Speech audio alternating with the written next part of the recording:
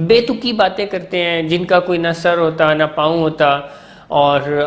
Ice की वजह से एक ज़हनी नुकसान ये भी होता है, क्योंकि जब कोई शख्स आइस इस्तेमाल करता है तो आइस डोपामिन का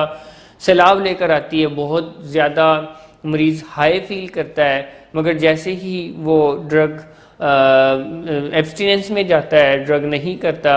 और ड्रग के जो इफेक्ट्स हैं वो सप्रेस होते हैं, तो वो उनका मूड बहुत ज़्यादा लो होता है। तो आइस इस्तेमाल करने की वजह से मरीज़ के मूड स्विंग्स होने लग जाते हैं कि एक लम्हे तो वो मरने मारने की बातें करता है, बहुत ज़्यादा पुरजोश होता है, बहुत खुश होता है, अगले ही लम्हे वो पैरों में पड़ा होता है, डिप्रेस होता है।